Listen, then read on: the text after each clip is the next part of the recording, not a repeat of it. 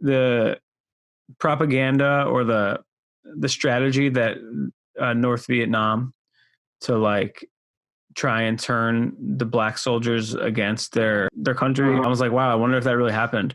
As the female radio. Yeah. I loved those cutaways. I thought that was really incredible stuff. It was powerful. I was like, wow. And to have them, alone in that moment. And I remember them saying that he was there. Chadwick Boseman was there. Martin Luther King. And they're Martin and they're Malcolm. Yeah. Yeah. That's cool. Yeah. That's interesting too, is that it's almost like Spike is still wrestling with the duality of his Martin and his Malcolm. It's right there at the end of Do the Right Thing, right? It's those two quotes that contradict one another right there, and he's still kind of battling through, because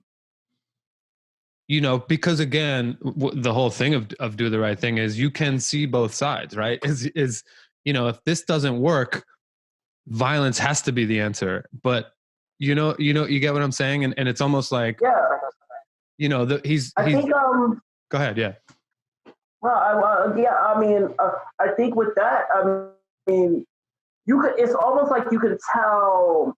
I'll say this. It's like with Martin and Malcolm. Martin is the ideal.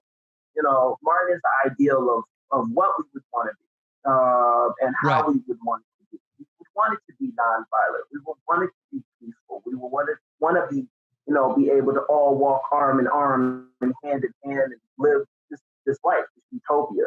But what happens when it doesn't work, right? Yeah. Malcolm unfortunately is the reality. Right. Malcolm is the reality of, this is what is actually going on. And I feel like, with Spike, he's always gonna, I feel like he's always gonna relate more with the Malcolm, but always, as many of us, always strive more for the Martin side. So that's where the battle comes in, because it's like, I should want to live this life, but I see what is in front of me. And I see what history has taught me. And it's hard to turn the other cheek. If you get slapped 2 times, you start to run out of cheeks to turn. So imagine you get slapped over and over again. It's like, well, I don't want to turn the other cheek. I want to, channel my inner Malcolm and, slap somebody back. It's almost like Spike's filmmaking and his art is the Malcolm. His everyday life is the Martin. His filmmaking and his art is the Malcolm. It's the move. It's the protest. Really, it is. Very much so. It is that. It is, because if you look at Spike Lee, like personally wise, like he's never really been in any, like, outside of the controversy of things he says, which is controversial because he's touching controversial issues. Right. So, that's outside of the Reggie Miller incident. Yeah, outside of Scottie Pippen telling him to sit his ass down. But Scottie Pippen pretty much outside of everything, pretty quiet, pretty to himself. He's not always on the scene. Never really heard about him having any crazy, getting into any fights with anybody, like in a nightclub or won anything that's insane. He hasn't got Weinstein at all. He hasn't got like not had any of these problems.